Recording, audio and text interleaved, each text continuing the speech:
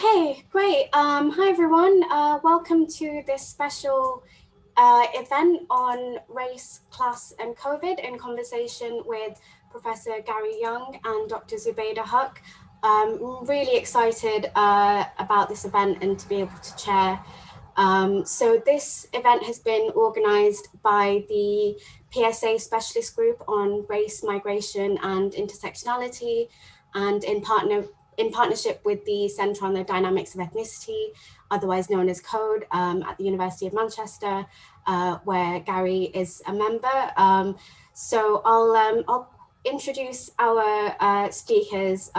So really excited to have Professor Gary Younge, who's currently a professor in sociology at the University of Manchester. He's had a very remarkable and illustrious career. So Gary Younge is an award-winning journalist and academic who's written and broadcast widely in the area of race, identity, inequality, youth violence, both in the UK and in the US. He was formerly editor-at-large for The Guardian, where he was a columnist and the US correspondent for 12 years. We also have Dr. Zubaida Haque, who is a member of Independent Sage, which shares independent and transparent advice about how to navigate COVID-19 with the public and the government. Zubaida was also the former interim director of the Runnymede Trust and has a strong research and policy background in ethnicity, inequality within education, employment, housing, health, poverty, and criminal justice areas. So I've done a very quick intro because I'm sure everyone wants to hear you both. So this is, I would say, a very timely event given the events of the past year. And just today, we've had the government release their report on from their commission on race and ethnic disparities, which I'm sure will come up in the conversation between Gary and Zubaida.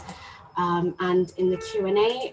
Just a quick note that if you want to join the Q&A, please go to www.slido.com, SLIDO, and please put in the code 904253, and from there you can post questions. So without further ado, I'll hand over to Gary and Zubaida.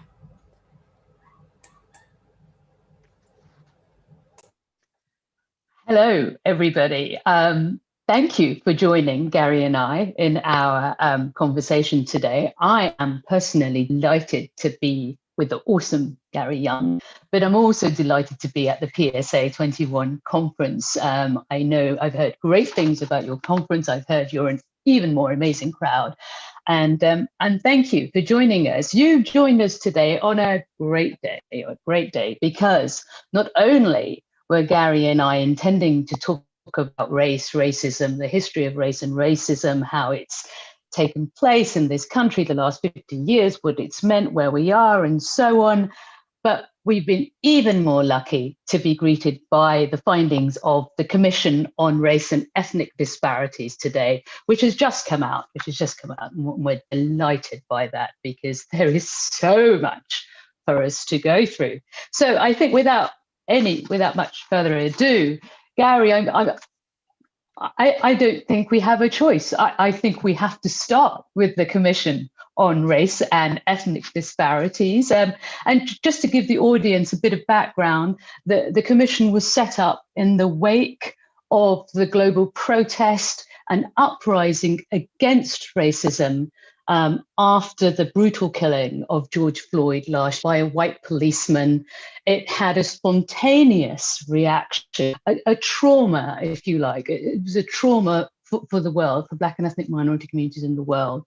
And Boris Johnson set up this commission in the wake of that. So this commission said it would look at racial inequalities in education, employment, criminal justice, and set out a new positive agenda for change. So Gary, what did you think after having looked at the findings briefly? And of course, you and I have had very little time because they just shared the report with us from 11:30.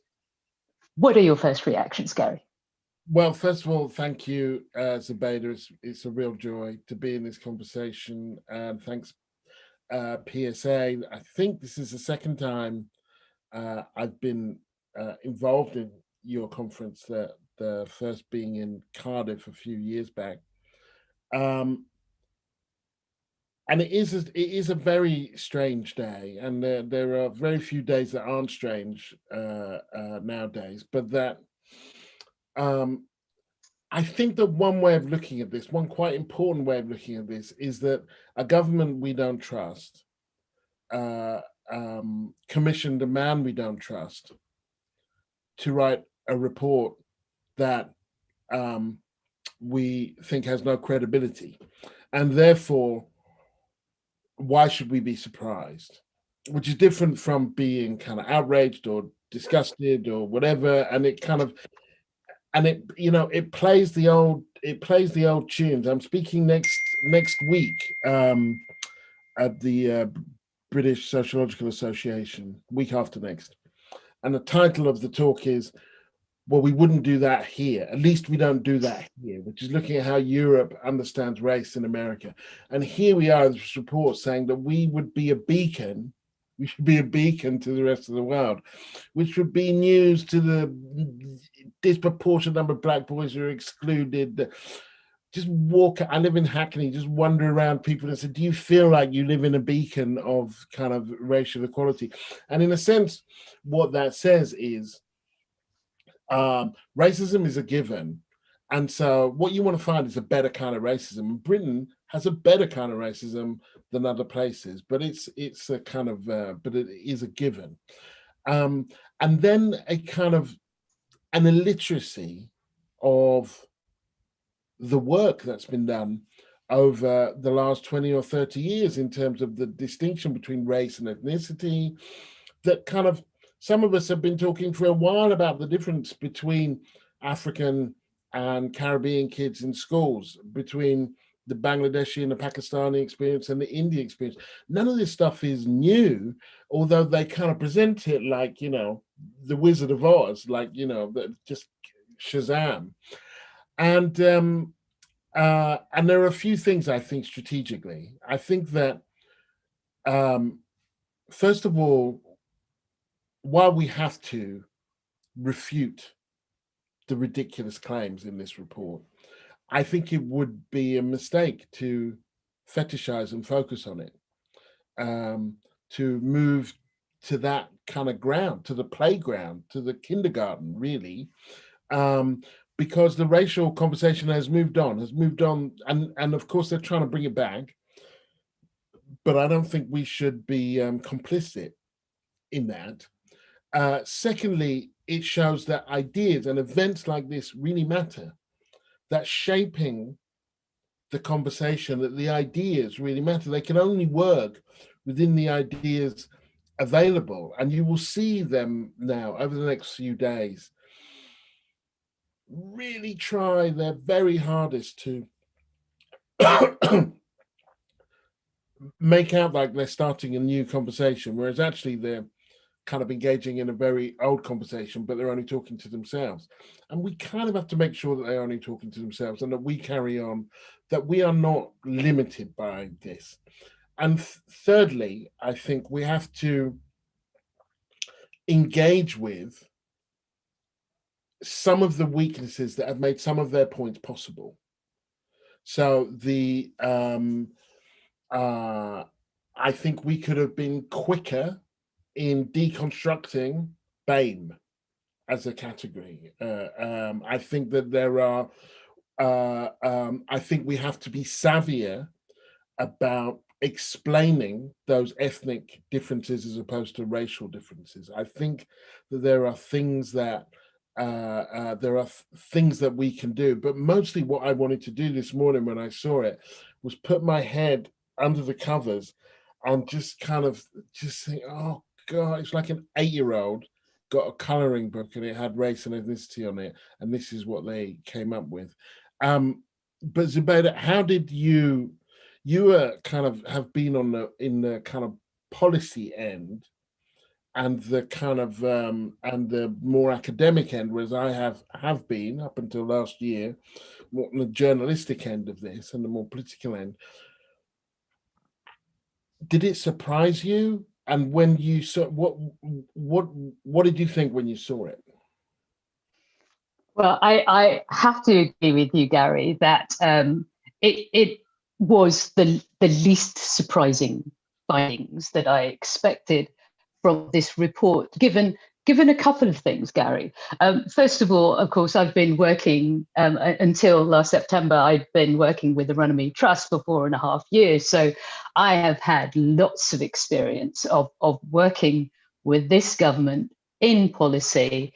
And obviously we haven't had we haven't had a place at the table. So, addressing lots of issues, lots of deep-seated racial equality issues in this system, including issues like the Windrush scandal, where we felt we were hitting our head against the wall with this government.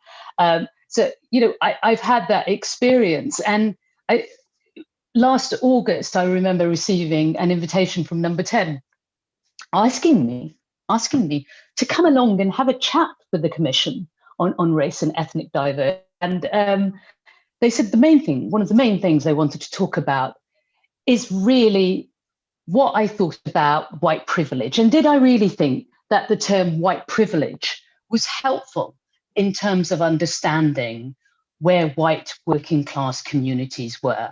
And what does that do, white working class communities? And I remember just standing there thinking, hang on. I thought this commission was in the wake of the George Floyd, in the wake of the George Floyd murder. And here they are talking to me about white privilege and what does that do for white working class communities. It was an extraordinary moment. And I think at that moment, I did pretty much give up hope. And needless to say, I didn't attend the meeting. But Gary, I have to say, the problem is, of course, this is a key report. This is, of course, one of several reviews that have been carried out under this government, and we mustn't forget that. We've had the McGregor-Smith review in employment, we've had the Angelini review in deaths in custody, and hopefully we can talk a bit more about deaths in custody, Gary, later on. But, we've had the Wendy Williams review in the Windrush scandal. All of those independent reviews, including Lammy review, Parker review, I could go on. There's been so many reviews under this government, commissioned by this government, race reviews that have been ignored. But this is yet another, and we can't ignore it. Yeah, partly because, at a glance, looking through it, there's some interesting things in there that I think none of us can refute. The fact that overt racism exists, that it's very harmful, the fact that racism in the labour market holds people back. We've known that for some time. We've known that for a long time. When you look at CV studies, tens of thousands of CVs, fictitious CVs that have been sent out in CV studies with Black and African, with African and Asian sounding names, clearly showing that there is discrimination in the labour market, clearly showing that Black and ethnic minority people are significantly less likely to get a call back compared to their white counterparts. I mean, the evidence everywhere is overwhelming. And some of this evidence is shared in that report, Gary. So in some ways, it's a difficult position. We don't want to throw out the baby bathwater because they actually do mention some of the evidence, which is really, really important to share and to learn from. But then they draw all the problem is, of course. But then they draw all the kind of crazy conclusions that they do. Absolutely. There's no such thing as structural racism. And you think, well, then did you read the Windrush review? How can it be that 12,500 people are threatened with deportation? Was that all personal? Was it all cultural? So kind of, I mean, and one thing I want to kind of talk to you about is this government, this party has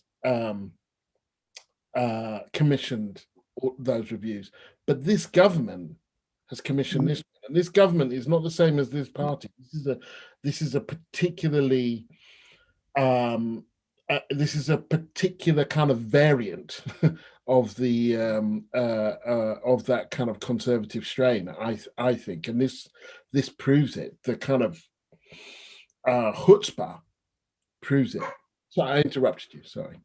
No. I think you're absolutely right. I think, like, we won't dwell on this report too much, but there are a couple of things to say. I think you're absolutely right that we need to acknowledge that Boris Johnson's government is a different kind of animal that we're dealing with in terms of understanding race and racism. And that's because they are an anti-inclusion government. They are an anti-inclusion party. And that's very clear. This isn't just about culture wars. The number of times I hear the term culture wars when the government is playing the race card and race politics by hiring Black and ethnic minority people to say the opposite of what we expect them to say, which is that institutional racism doesn't exist. The number of times that happens, that's not just culture war.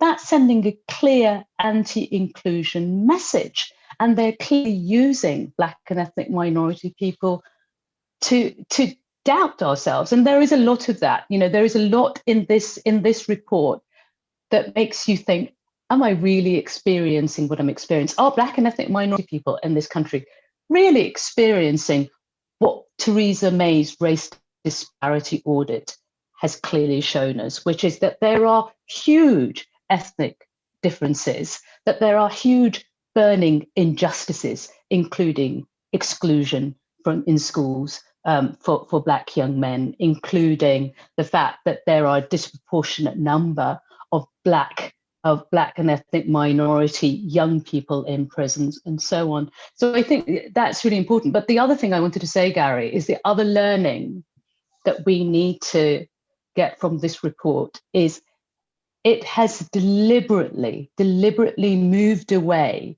from any talk about structural or systemic or institutional racism. It is deliberately trying to shift us into the corner of actually racism is just about individual prejudices and bigotry.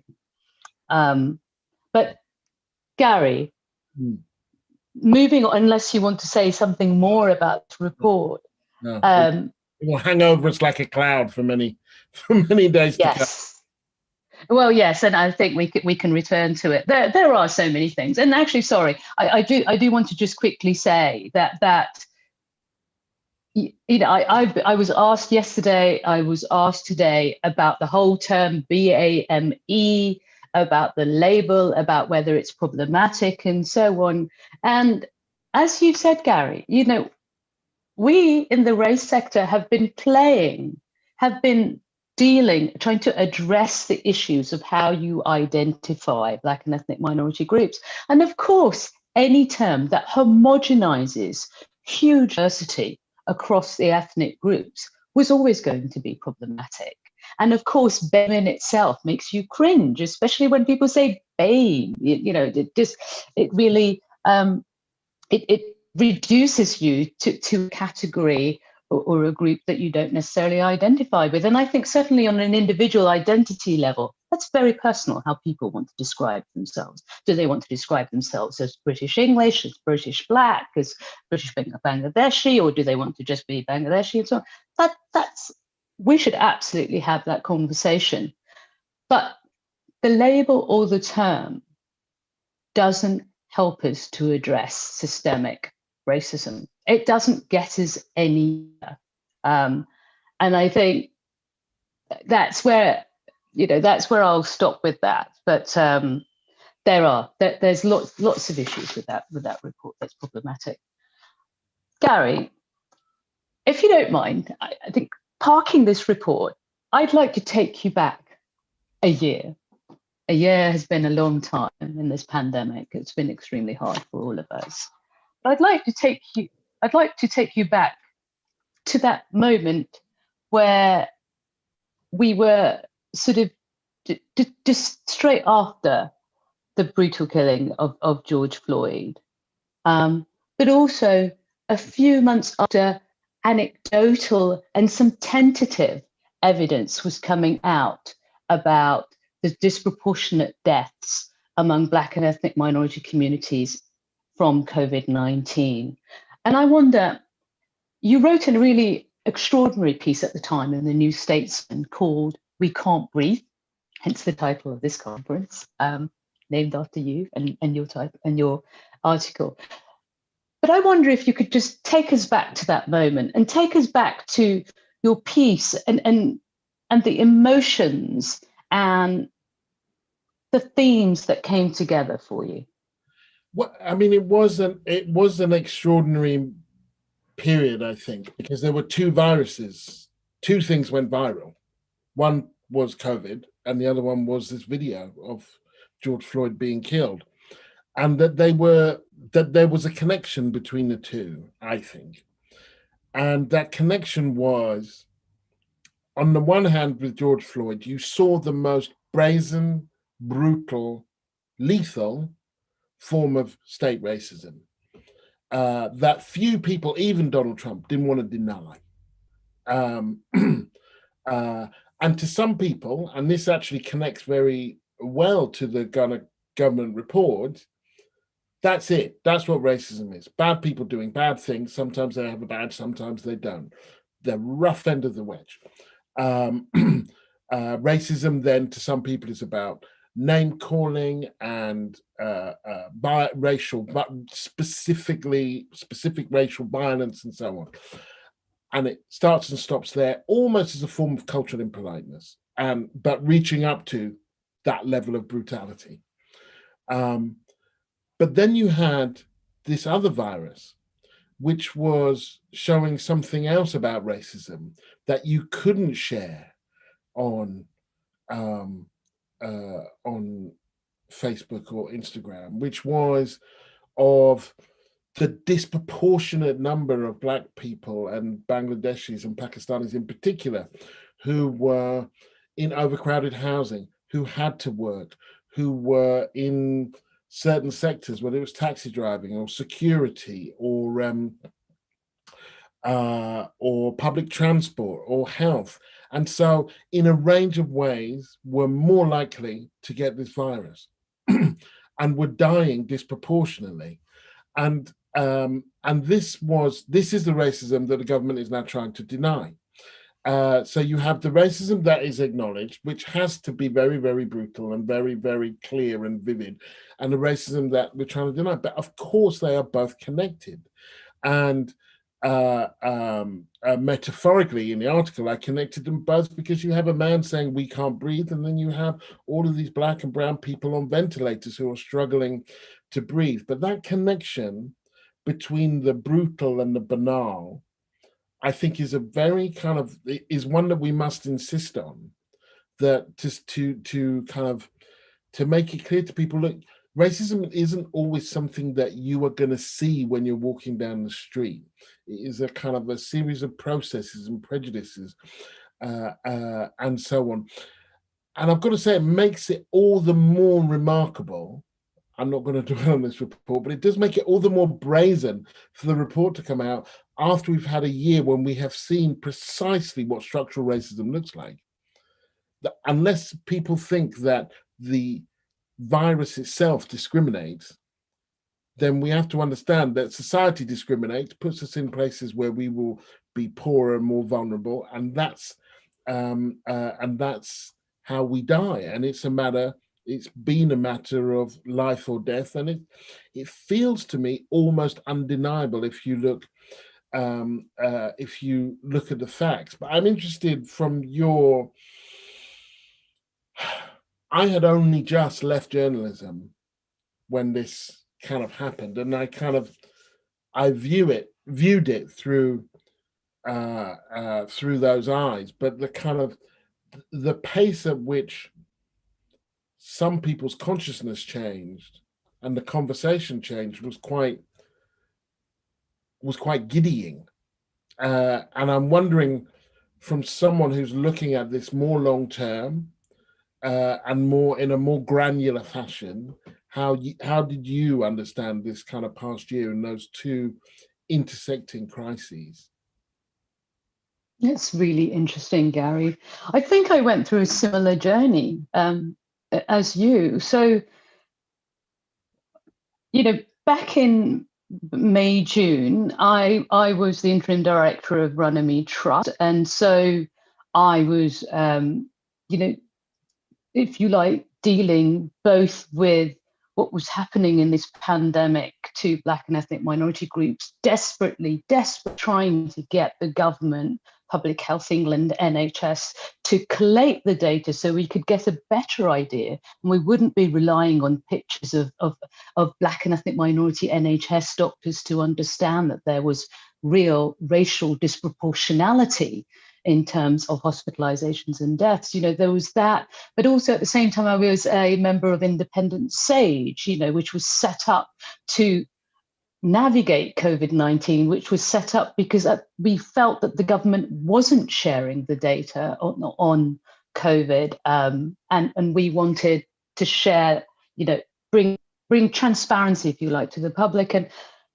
I remember looking at those events, and for me, it was the fact that for years and years, I had spent my whole time, in the Runnymede Trust, but also, as a researcher working in government, outside of government, my whole time in the race equality field, trying to show that race is a risk factor. And this was pre-race disparity audit days where you had to get the data and you had to show people the data and say, look, racial inequalities exist. And say, I am fed up with the term disparities. I think that's one of those things where, once again, that's been deliberate. This government don't like the term inequality, and Theresa May's government didn't like the term equality or inequality. That's why they use disparities. But trying to show that race is a risk factor has been extremely difficult. It's been a long journey. But I think where the two came together for me, George Floyd's brutal killing by a white policeman, and the pandemic, was we could clearly show the public that not only is race a risk factor, but racism and racial inequalities is the difference between life and death. That actually racism isn't just about inequalities, it's also about violence and death. And that has been extremely hard to show over the years, despite the fact that we've had disproportionate deaths in custody in relation to Black people, despite the fact that we know from health inequality reports previously that Bangladeshi men and Pakistani women have lower life expectancies because of their ethnic background. Those things have been there, but they've been more difficult to come to the fore. I'll leave it there, Gary, but I was wondering, since we're sort of on the cusp of talking about structural inequalities and institutional, you talked very eloquently in your piece about how Black and ethnic minority people are more likely to fall foul of the law of probabilities. And I wondered if you could talk a little bit more about that, but also think it back. If we could go back even further than a year and go back to the Macpherson report, and just that journey from the Macpherson report, and why you think we haven't made more progress. Well, the Macpherson report introduced to a significant proportion of the kind of country that had not understood it before, the notion of what institutional racism was. And I remember, because my wife, who's African-American, had just arrived in Britain, and she said, it's like teenagers have just discovered sex. It's like Britain's just discovered racism. And for a little moment, kind of everybody, people were talking about it. And it was a little bit like that with George Floyd. And it made a difference. Now, without wanting to be too solipsistic, 1999, the year that the Macpherson report came out, was the year I got my column in The Guardian. Yasmin Alabai Brown got her column in The Independent. It was the year that Steve McQueen won the Turner Prize. It was pretty much the year that White Teeth came out. It came out in January 2000. And of course, those things are contextual, but they speak to a kind of, almost like a pregnancy in the country was ready in a range of ways. Although Black people were ready, even if the country wasn't ready. And there was, as soon as people could make flight from that moment, from the obligations of that moment, they did. As soon as institutions could, as soon as, in the same way that as after Lady Di died, they said, we're not taking any more pictures from paparazzi. And as soon as they could free themselves from that commitment in a moment, then they did. And so we do see this kind of lost innocence in Britain that they're very careless about, because they keep on losing it and then finding it again and then losing it again. So the Macpherson report, the Windrush scandal, George Floyd, at certain moments there was this kind of like, they come up for air. People come up for air and they see it and they go back down. But of course, there's an awful lot of us that we don't get that opportunity. We can't hide from it. And so, and the whole time, I think we're trying to teach people through race to understand the way that the country works a bit differently, not just as a series of individuals, but a range of systems and processes in which good people can end up doing bad things. That when I saw a group of policemen stopping a group of Black kids near my house in Hackney, and I heard one of the policemen say, one of the kids said to him, "What did we do?" And the policeman said, "It's nothing personal." And I thought, that's true. It's nothing personal. It's got nothing to do with you as a human being. It's you as a category. And so we are not, it's not inevitable that we will, of course, it's not inevitable that we will be unemployed or end up in jail or be stopped or searched or any of those things. But we are more likely at every level. And that, for example, if you exclude a Black boy from school, then the likelihood that they're going to end up in jail actually goes up kind of exponentially. And so it's actually doing the heavy lifting, because class works like that somewhat too. Gender works like that somewhat too. That understanding the country in terms of systemic discrimination and sometimes systematic discrimination, in which once a certain set of policies and processes have been unleashed, then the work has been done. And we saw that absolutely with Windrush, where individual people were caught in the snare of this kind of bureaucratic nightmare. And people who they'd known for years, who'd employed them for years, said, "It's nothing personal, but I have to let you go." And they we made about 12,500 people in Britain. We either threatened them with deportation or made them destitute or actually deported them. And so, so the reason we haven't made more progress is because there are people invested in us not making progress, both rhetorically and actually. And that's not to say that we haven't made some progress, which I think we have. But I mean, how do you see these it's been, God, I'm old. It's been like 21 years, hasn't it, since the Macpherson report?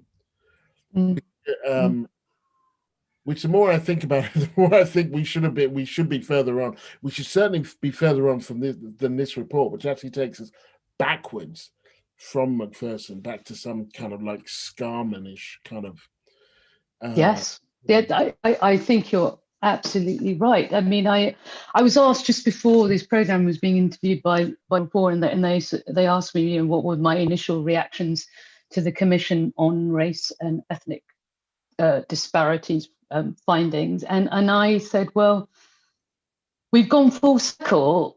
We've gone full circle backwards, and not only that, we've gone full circle backwards to pre-1976 race relations legislation. Even in 1976,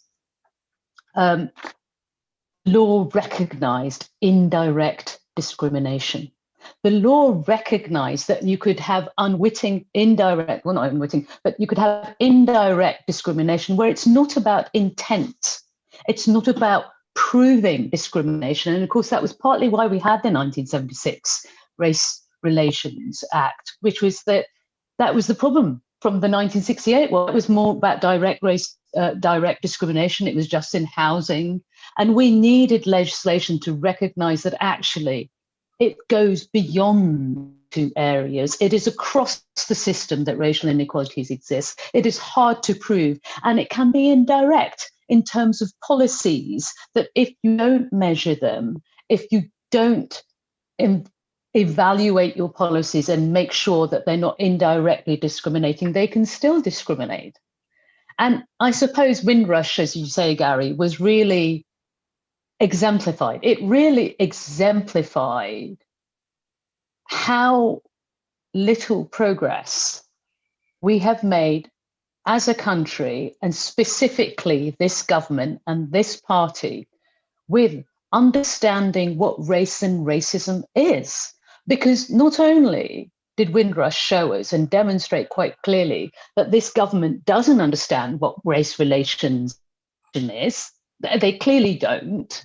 And of course, we knew that they hadn't used the public sector equality duties. They hadn't carried out equality impact assessments on hostile environment policies. We knew that they hadn't listened to a litany of third sector organizations, race equality, migrations, other women's sectors who had all been saying the same message, including Runnymede Trust, that look, there is anecdotal evidence that you are discriminating against Black Britons. People are telling us they're losing their jobs, they're not getting access to the NHS, evidence everywhere. This government not only didn't understand that, but it was extraordinary when Theresa May, I don't know if you can remember this, Gary, but when Theresa May, it was in 2018 or 17, when she finally admitted that her government had detained and deported and caused real harm, like huge harm, and I'll talk about citizenship a bit later, to Black Britons. The thing that she said was, but it wasn't our intent.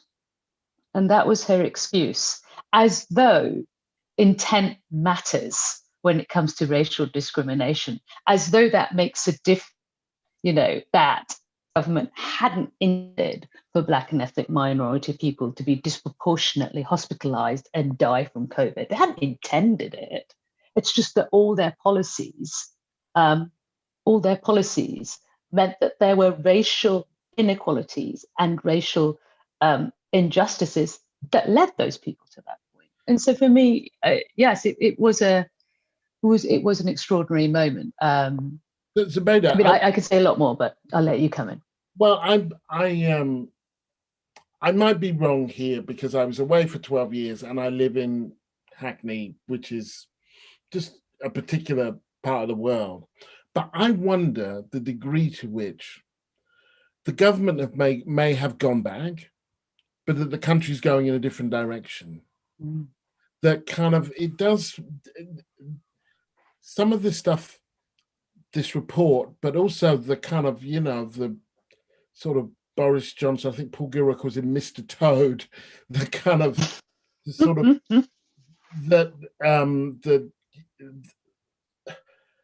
that somehow it strikes me as kind of quite baroque, quite antiquated. I mean, I can see what they're trying to do, but I can't help feeling, and this might just be wishful thinking, that our popular culture is actually ahead of our political culture on this, not necessarily on refugees and asylum seekers, but on issues of racial difference and discrimination that maybe with all nods to the BNP, to UKIP, to all of that stuff, with all recognition of all of that, that I wonder whether the country is actually moving in a different direction to the government. And actually that's the point, is that they're trying to somehow draw the country in some different direction, or at least draw a dividing line through which they can try and kind of leverage some influence. But I wonder what you think about that. I think you're absolutely right. And actually that's where we have hope. I don't want our audience to be depressed by our conversation, because actually Gary and I have talked about this before. We think there is hope. We think there is hope because, as Gary rightly pointed out, there is a real disconnect to where the public are with their sense of fairness and what's right and racial injustices. And Theresa May, Theresa May of all people, actually, she touched on that, and she picked up on that when she talked about her burning injustices. Obviously, Theresa May was the same prime minister that brought in the hostile. Well, she was also Home Secretary at the time, and then became prime minister. Who drove the hostile environment policies, but at the same time, she set up the race disparity audit. Theresa May was more ahead than Boris Johnson's government, but the public certainly are, and I think that showed in the Windrush scandal.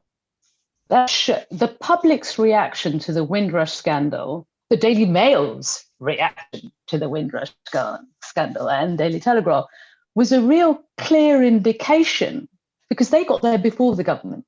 It's a real clear indication that this country does have a stronger sense of fairness and what's right or wrong, even when it comes to racial injustices. And that was a racial injustice, and no one was denying it at the time. It was so clear to see the brutality of the hostile environment policies, and they were brutal. They were, these inequalities in outcomes. These were, it meant people were detained and deported. And of course, sadly, some people died after being deported. But that real injustice, I think that was a moment of hope for me. So yes, yeah, I mean, there's a lot more to say on that, Gary, but I think we'll come back to that. I mean, I wonder, Gary, if I could talk to you a little bit about that disconnect a bit more. I mean, I mentioned the race disparity audit, and how on the one hand, I mean, and I think this is something else that we need to admit to, which is when in the Commission's report they say that we are an exemplar to other white majority countries, I was thinking, well, it's kind of true in terms of data. In terms of data, we are better than most European countries, like on a par with the US in some ways, and even more ahead than the US in other ways, in terms of collecting data of racial inequality. We've got better, it's more robust data. Where there's a disconnect, of course, and I wonder if you could talk to us more about this, Gary, is in terms of how we are approaching racism in this country and how we're addressing it. Why is there that disconnect? Why is there that squeamishness about talking about institutional racism? Racism, why is that there, Gary? I mean, I think that, I balk at well, first of all, you're right. Certainly in terms of Europe, I think we're the only place that counts, Black people at all. And therefore, we're the only people that can speak with any authority as to the inequalities that we have. France is in complete denial about the existence of race as a category, sees it as a violation of its Republican ideals, even as it has a huge fascist movement and racism is rife. Most places don't count. So if you don't count, then you can't be counted. And in that regard, I have no problem kind of understanding Britain doing well or Britain making advances in some areas. I live here. I choose to live here. I have the kind of relative privilege to choose to live here. I like Britain in a range of ways, and I think a lot of us do. And so it's not a question, when it's posed as like, is it the worst place in the world or the best place in the world? It's not good enough. That's the truth. It's just not good enough. And it's no good to me to know that if I was somewhere else, I might be shot. That doesn't help me if I still can't get a job or a house, or my kid's been excluded from school or whatever. So it's so there are a series of things that we do right. I think that because our civil rights movement primarily took place abroad, in Ghana, Jamaica, India, elsewhere, that the language, our language of anti-racism and the historical roots of our racism have been, it's been thwarted. The kind of the tools have been thwarted, and that is part of the heavy lifting that non-white people quite often have to do, because we couldn't avoid in our histories, we couldn't avoid the colonial experience because we were in it. That we have to kind of teach people that, as well as kind of in order to show them what's going on now. And there is this flight from history here. So people say we won the war, even if they didn't fight, even if they weren't born. They say we won the World Cup, even if they didn't play, even if they weren't born. But when you talk about colonialism or slavery, people say, I wasn't born.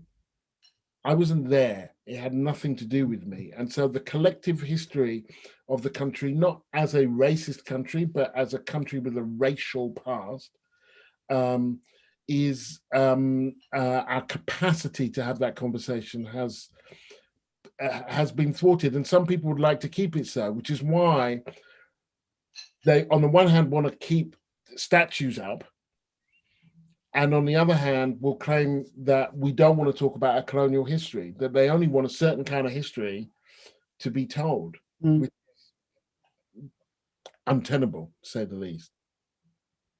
Yeah. I was thinking the other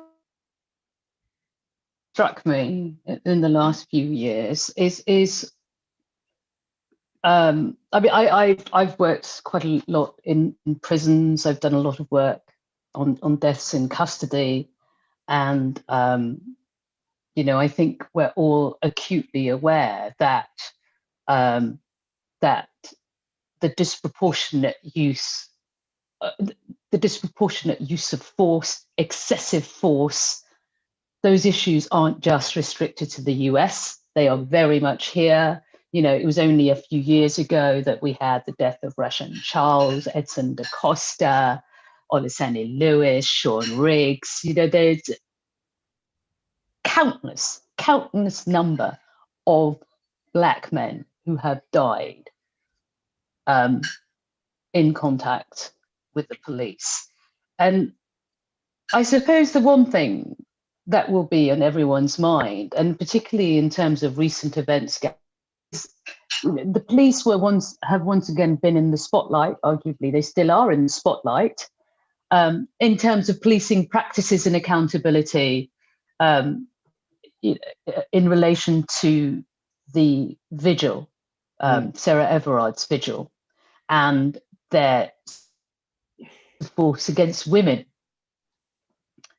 And of course, obviously, as a researcher and as a woman, there are some really distinct cases, distinct issues that raises in relation to how violence against women is both understood and addressed by institutions, how it's underplayed and minimized. But Gary, are there similarities that we can draw from how the police are dealing, how the police are dealing with issues with women at the moment, and how they've dealt with Black and ethnic minority communities? Or are there also differences? So, for instance, one difference I was thinking is, Black and ethnic minorities have always, and this is the hardest thing to accept, that they have always been visible in terms of policing and security, but invisible, I think, in terms of protection and equality. But are there similarities? Is this a moment with the police where we can actually get them to implement some of Macpherson's recommendations, or not? See, that's a good question. I think that there is. I think that there is opportunity in these moments to do precisely what they want us not to do in that damn report that I said we shouldn't talk about too much, and that you can't help keep coming back to, because I can't keep coming, because it gets everything so wrong that you want to say, well, here's an example of how not to do it. But that is that there's a desire to treat anti-racist demands as a sectional interest. It's for Black people, as opposed to it's for all of us. So if we take COVID, that the immediate things that would have made us safer as minorities was PPE, test and trace. It would have made everybody safer, but we were disproportionately vulnerable, and therefore we would have been disproportionately assisted. And so similarly, when we talk about policing as about being safe, that we want our communities to be safe, that I don't want my son stabbed, I don't want him stabbing anybody, I want to live in a place where I feel safe, where my family feels safe, where people can walk around in the evening freely without any sense of harassment.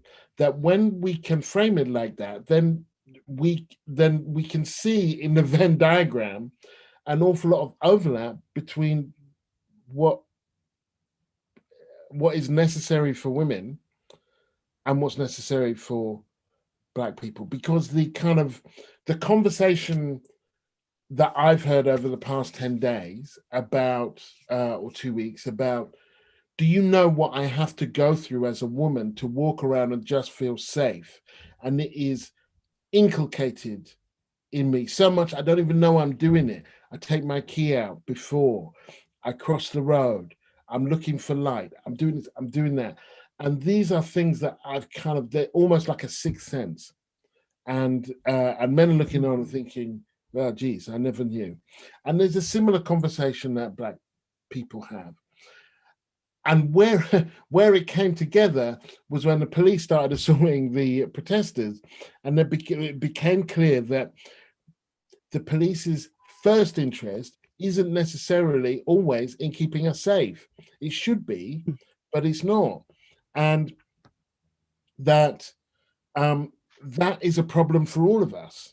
That when that sense of impunity takes off, then we're all vulnerable. We may not all be vulnerable right now, but we will all be vulnerable sooner or later. And so what I saw in the callous policing of that vigil was, first of all, the callous policing of that vigil and how awful it was, but the potential for the kind of conversation that we haven't had about, so what do we want from this body we pay taxes to, that we expect to keep us safe, but which doesn't feel like it's always on our side, and some people feel like it's never on their side. So there was potential, I thought. It's interesting and really helpful that you raised the issues of safety and security, because I think you're absolutely right, Gary, that on the one hand, it's an integral, it's integrally, or it's intertwined with police and how police are supposed to keep us safe. And of course, Black communities and some ethnic minority communities, you know, Muslim communities have had a very tense, stressful relationship with police and security forces in relation to that, where they have been more likely to be suspected than protected.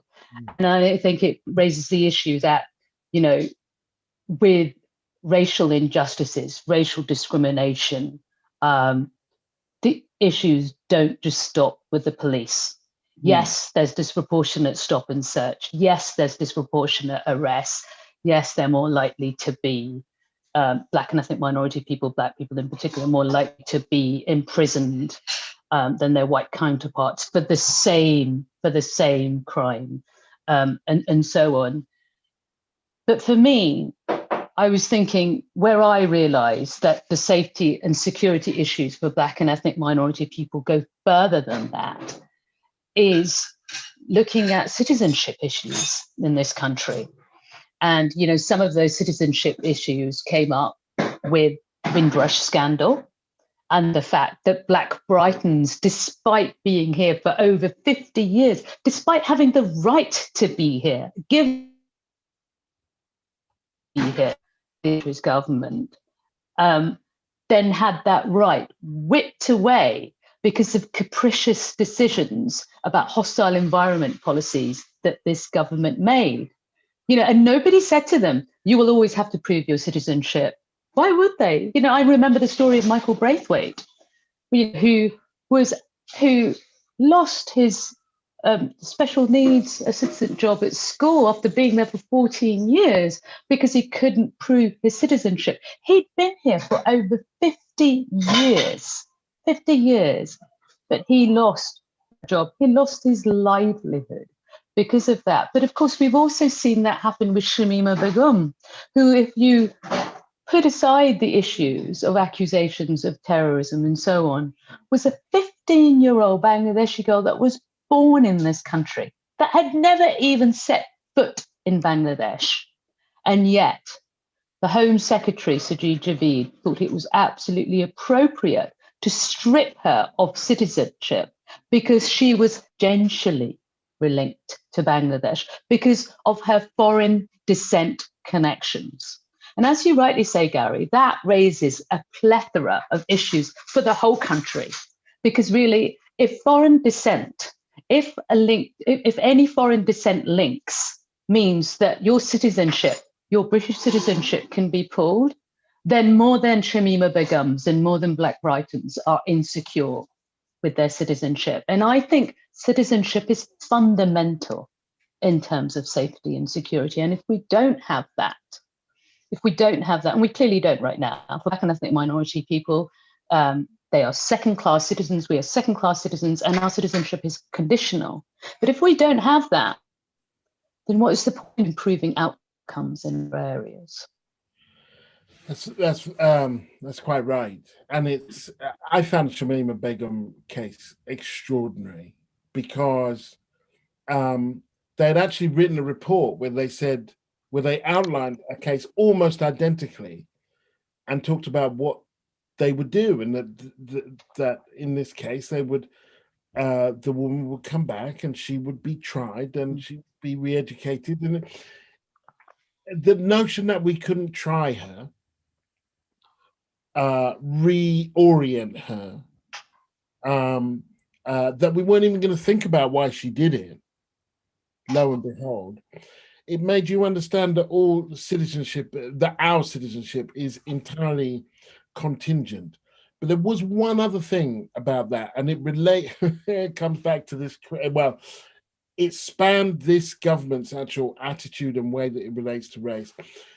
And it speaks to a sloppy way in which we have talked about race and representation in the past, which is that Sajid Javid did that.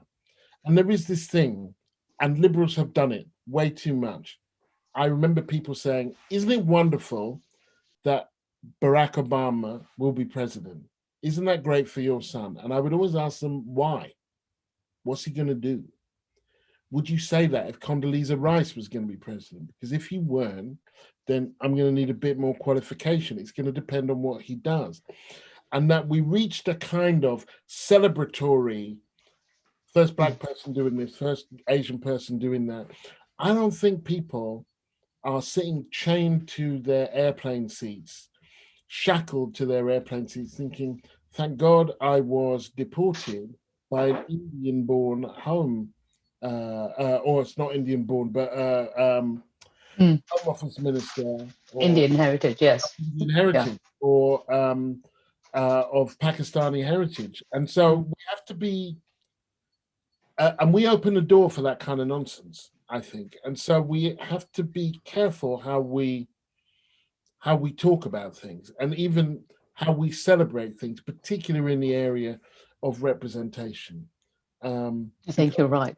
Now, I'm sorry, Gary, I've just got a message saying that we need to wrap up. So I don't know if you mind if I just get in a quick last word here, if that's okay, and we will wrap up. But I think, Gary, you've raised a really important point, which is how many times have we heard Boris Johnson and Priti Patel and others saying, but we have the most diverse cabinet ever. And of course, it's true. It is true. It's incredibly diverse. Labour hasn't had a female prime minister. Those issues of representation, of course, matter. But of course, I think I want to bring it back to what you first said, Gary, which is that we need to start challenging some of this narrative. Stop accepting the terms of reference, which is, look, diversity doesn't mean equality. It doesn't lead to equality. Yes, it's important for representation, but no, it doesn't mean that there will necessarily be better outcomes for Black and ethnic minority people within your government, within this country, or anywhere else, because diversity is just one step. Equality needs requires than that.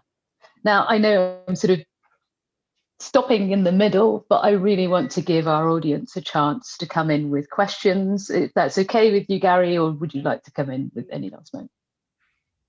Great. Thank you. Thank you, Nima, and thank you, everyone.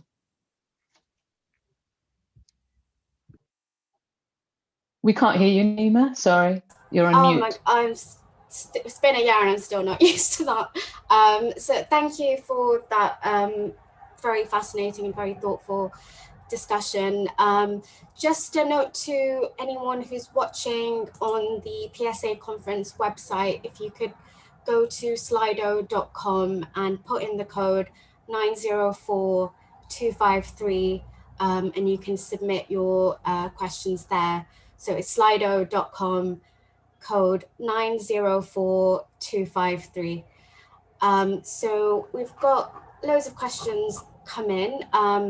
So could I start with a question that asks, should we or how do we join up discussions around racialized inequality and white working class interests more meaningfully so they're not used against each other?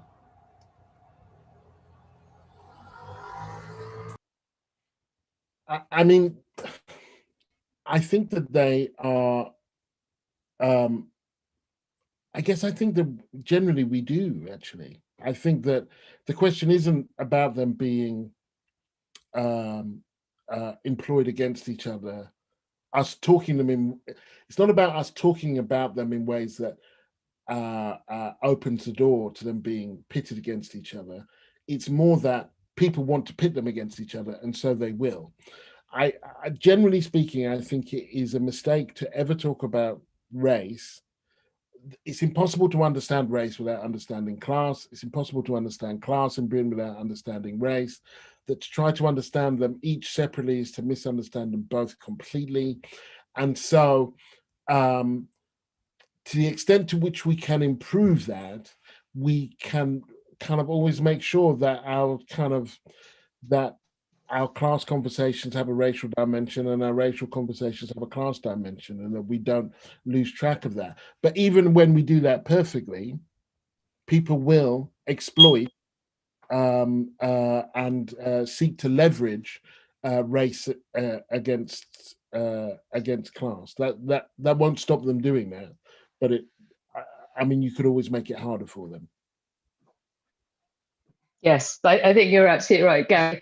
I mean, this is an extraordinary thing, isn't it? Like, I mean, I think it's very clear that class has been an issue way before even Black and ethnic minority immigrants set foot in this country. Class has always been an issue for white working class people. And the notion that the reason white working class groups, which by the way includes Gypsy, Roma and Irish travellers, the reason that those groups are being held back because of Black and ethnic minority people, because there's been disproportionate attention, or because somehow their gains have been the losses of other groups, is extraordinary. Because I think most white working class people who have been held back, whether in education, employment, or other areas of their life, will quite clearly tell you, no, this is all. This government have not been interested in improving the outcomes for white working class people. They've had 10 years. In 10 years, the most that we've had from this government in terms of any impact on social class has been their austerity policies. And the austerity policies disproportionately disadvantaged people from lower socioeconomic backgrounds. This government have not had a single policy to advantage white working class. And in fact, it was only last year that Marcus Rashford had to shame this government into ensuring that pupils on free school meals received free school meals outside of school during a pandemic.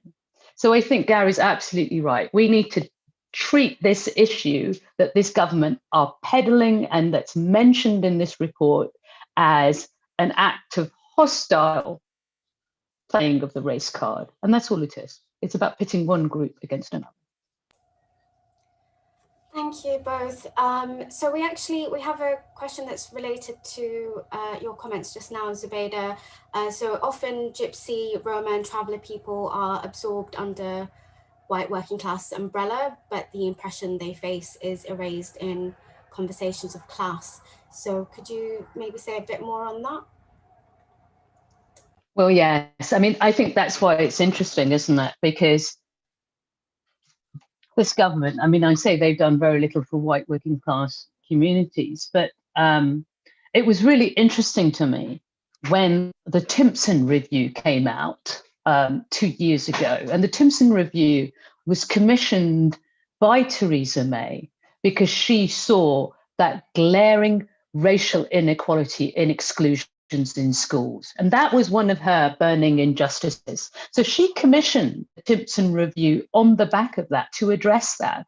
But lo and behold, when the findings came out of the Timpson's Review, it was a bit like this commission, the recent Commission on Race's findings, where they mention a lot of evidence, but the recommendations did not link to the evidence. And in that report, they highlighted that just as Black pupils are up to six times more likely to be excluded in school. The course argued that if you take into account other factors, they're less likely to be excluded in school, but they're still likely to be excluded, disproportionately excluded from school. Gypsy, Roma and Irish traveller pupils were almost the same, likely to be excluded from school. They had the same probabilities, almost the same probabilities. And not only that, but they are among the lowest performing group in education in the country. And the real question you have to ask is, if the government are really interested in white working class, then why aren't they interested in Gypsy, Roma and Irish traveller groups? Why have they not done a single thing to change the outcomes of those groups who at the one end are at the bottom end of the spectrum, almost at the bottom end of the spectrum in terms of education, because they've been overlooked, because their needs have not been addressed. And at the other end, they are overrepresented in the criminal justice system. None of that's been dealt with.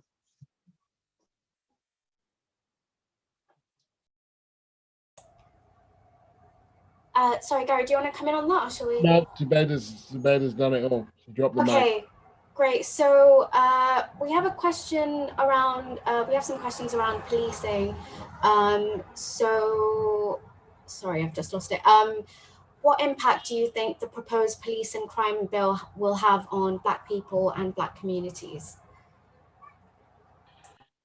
Well, every time the state gets more power, Black people catch hell. We've seen that. They're more likely to catch hell. So during the pandemic, we were not only the most likely to actually get the virus, we were the most likely to be arrested and stopped and fined for flouting the rules. So I sincerely believe that in order to give a group more power, they have to prove that they are worthy of the power that they have. And this is not the case, particularly when it comes to the exercise of power with non-white people. So it will affect us disproportionately. Of course it will, because we're already criminalized. And so in our struggles against that criminalization, where the bar is annoyance, well, some people find us annoying. Some people find our presence in the country annoying. The police find us annoying. Lots of people find Black people annoying because they keep demanding their rights as citizens. The Windrush people were annoying because they kept kind of, going back to the Home Office and saying, we think you got it wrong. So, yeah, I think it's a bad idea anyway. I think it's kind of, while it's important to emphasize the racial dimension to this, it's important then to pool it with all of the other dimensions, the environmentalists, the vigil in Clapham, the range of ways, the range of protesters, of which we are one group who will be disproportionately affected, but nonetheless, everybody's going to be affected. And I think the outcomes are not only brutal in terms of the police, potentially being able to use disproportionate, excessive force, being able to use restraint and excessive restraint that leads to the death of particular groups of people. And we've seen that in this country. The outcome, it's not only a brutal outcome in that way, it's also, as Gary says, that the more you criminalize people, and we have seen Black and ethnic minority people in this country increasingly more criminalized, Black people and Muslim people much more criminalized. But the more you criminalize them, the more you funnel them into the criminal justice system, the more you take away not only their rights, but their voice. And I think that has always been a very worrying trend for me. The fact that the young offender institutions are represented by over half BME children, and we haven't talked very much about children in this session, but all the racial inequalities that are happening to adults are also trickling down to children, including inequalities in citizenship. But it is about the fact that you criminalize them, the more you make them voiceless. And we've seen that in the States, where Black people have been increasingly put into the criminal justice system. They don't have a right to vote. It is like Jim Crow's law all over again. But there is this refusal to see those patterns in this country, even though it's before our eyes. And there's this refusal to understand what the harsh implications of that is. Thank you both. So we have another question around policing. How do you think the Independent Office for Police Conduct, the IOPC, could do better to help with the disproportionate deaths suffered by Black people?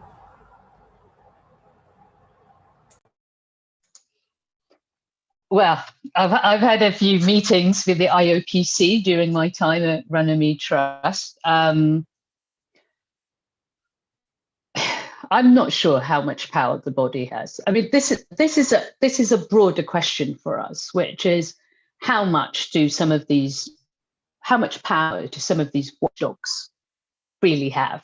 And, you could ask that question about the EHRC, how powerful is it really in holding this government to account around equalities? And I know I'm going to digress a little bit, but, we've also seen the government appointing people like David Goodhart to the board of EHRC. David Goodhart, who doesn't believe that Islamophobia exists. He doesn't believe in institutional racism. He thinks that white self-interest isn't the same as racism. You have people like that on the board of equality watchdogs.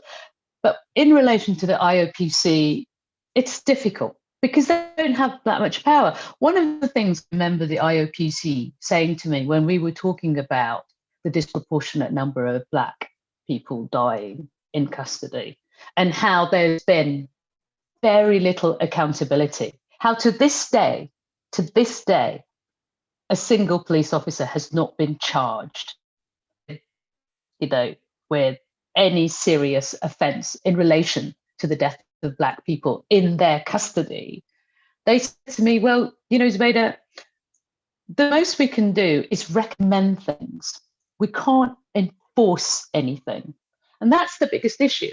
That is the biggest issue with all of these watchdog organizations. And the government have slowly been diluting their powers, which is if they can't enforce any recommendations, if there are no consequences for an institution or the government for breaking the law, then really, what chance do we have?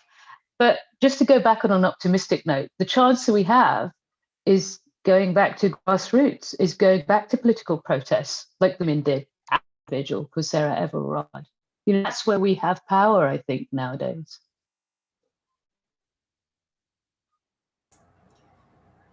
Okay, so we have a question that says, very hopeful that you think the public is going in a positive direction, but what about the Brexit majority, and what about polls showing a majority against Meghan Markle?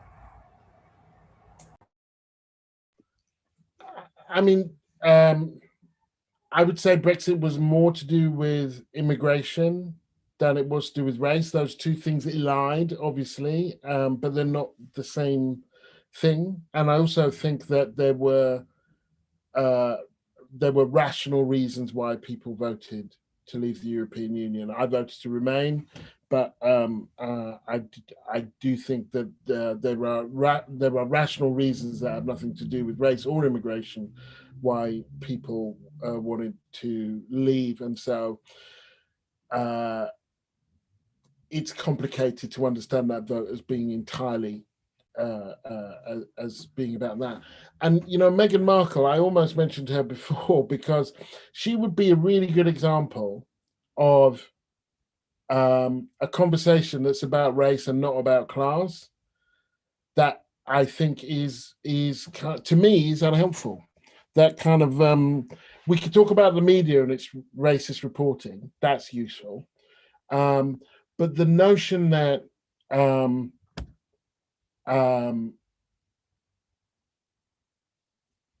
that her problem was that she didn't get the privileges of her class, right? She didn't get security, she didn't get a title for her son.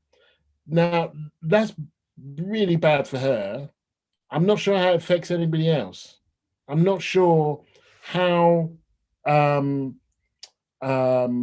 or why kind of working class people of any ilk would want to kind of get in on that as some kind of how we're invested. If Meghan Markle gets the equality that she wants, it doesn't really affect us, really, which is different from saying that the newspapers and the media weren't racist and so on and so forth. And I do get exhausted by the way that that conversations about racism find themselves kind of filtered through these kind of quite rarefied kind of moments and positions where you're like, do I care really? And the truth is, I wrote about their kind of their wedding at the time. I said I wish the couple well. I wish the institution ill. I care about this wedding as much as I care about the wedding of anybody else I don't know. I think that, you know, what happened kind of reveals maybe could start an interesting conversation about colorism in Britain. But kind of, if I was going to have a conversation about race in Britain, I wouldn't start with the royal family, and I wouldn't start with the problems of a princess within a royal family not getting a title and not getting security she wants because she's in the royal family. So it's hard to follow up with that. I don't see it differently, but I think there may be, for me, there were other issues in relation to Meghan Markle. I completely understand where you come from, Gary, which is that, you know, there were some sort of subtle messages there, I think, in terms of no matter how high you reach as a Black ethnic minority person, no matter how high you get in terms of the class spectrum, your race will always hold you back.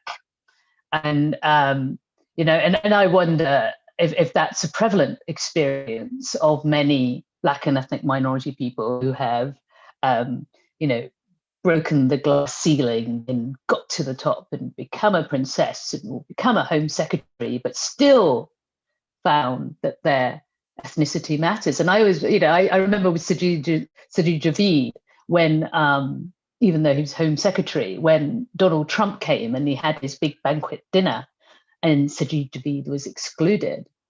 And, you know, the government didn't come out and say, no, absolutely not. He is our home secretary and son of a bus driver, you know, ethnic minority bus driver, blah, blah, blah. You know, none of that was said. They just quietly kept him away from the table, the banquet table, as though he was something to be ashamed of. And so, you know, I do think there are messages there. That said, I think one of the really confusing issues in this country is when you look at the performances and the outcomes and the lived experiences of different ethnic groups and you disaggregate it, on average, British Indians are doing far better educationally, in terms of employment outcomes, in terms of health outcomes, and so on, compared to some of the Black groups, Bangladeshi and Pakistani. And that's very confusing for people.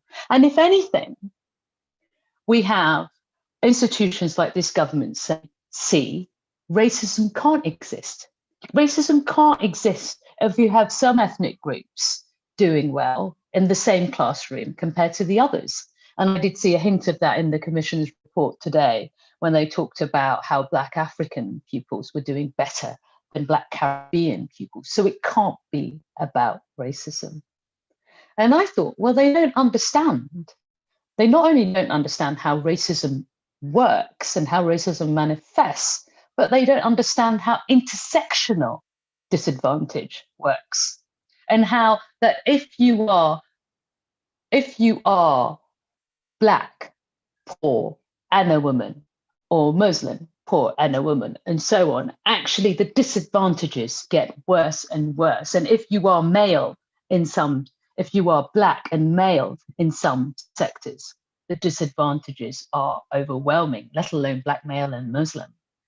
So it shows that we need to understand much more about that we not only need to have a conversation, but we really need to understand that intersectional disadvantage that exists in the system. And that's the only way we can call out this government, when they use that narrative to deny racism rather than to show that actually racism is much more nuanced. Great, thank you both. So we're just got around 5 minutes left, so I think I will collect some questions. What do the panel think regarding policing in schools? Do you think it criminalizes children and stigmatizes Black children. And then we've got a couple of questions around doing reviews and recommendations. So someone has asked, when will we stop the reviews and recommendations and start action? How many times can we discover racism? Racialized communities have known about it forever. And how do we convince people who don't experience racism that racism exists when they are not even responding to things like images of George Floyd and COVID data? So, I mean, feel free to answer any and all of those questions. Well, policing, I have some experience of policing in schools because my kids are American, and my son went to school in America, and there was a cop in the school because there was a cop in every Chicago school with a gun. So my son, from the age of 5, was in the school with a gun, with a gun in it and a cop, and that cop was used for routine. There were no teacher's assistants. So if a kid, and this is kids from the age of 5, it was from kindergarten to middle school. So a kid of 5 who's misbehaving in class might be sent to the cop. And the cop would, give them a telling off.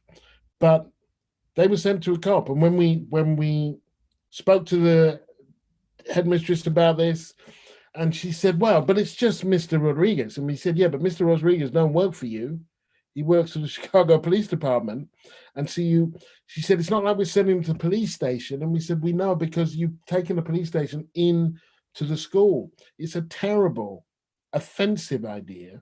And the majority of kids who are arrested in, this was true, I assume it's still true. The majority of kids who were arrested in Chicago who were under the age of 19 were arrested in school. And quite often they were arrested for fighting in school, for things that we are kind of used to. They're not good things, but for a regular fight in school, you could end up being arrested and being charged and being in the criminal justice system and so on and so forth. These are places of learning. They should not also be places of incarceration. So I've seen it. It's not pretty. We don't want it. With regard to recommendations and all the rest of it, very quickly, I'll just say they'll do what we make them do and nothing more. So the recommendations keep coming. It will take force. It will take people on the streets. We only have to think back to last year and kind of near the beginning of conversation. That's what will force the dial. We can only talk so much before we have to act. They will only listen so much before they have to act. Thank you, Gary. We've just got a minute left, so I'm going to give the final word to Zubaida, and then we'll finish. I have to echo what Gary said, which is policing in school is a bad idea simply because if racial discrimination, racial bias exists in the police force, and we know that it does, and then there's no accountability to hold that in check, then why would it stop at the school gates? If there is a systemic problem, that systemic problem will go into the school gates. We'll have children criminalized, and that really is about losing voice. And actually, that can even go to extremes of social cleansing. So we need to stop that and ensure that doesn't happen. And actually, in terms of, we heard the term defunding the police, a lot of people misunderstood what that meant.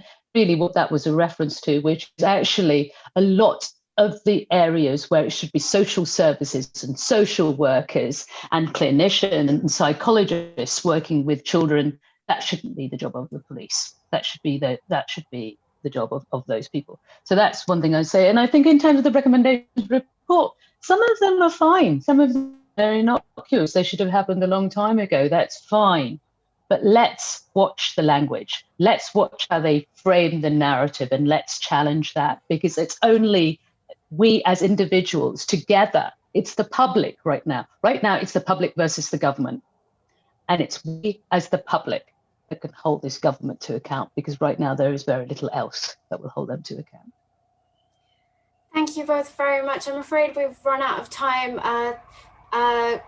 We can't see our audience, but I'm sure they're all showing their appreciation. Thank you to Professor Gary Younge and Dr. Zubaida Haque for joining us this afternoon, and hope you have a great Easter. Thanks, Nima. Thank you, everybody. Thank you for joining us, and thank you, Nima.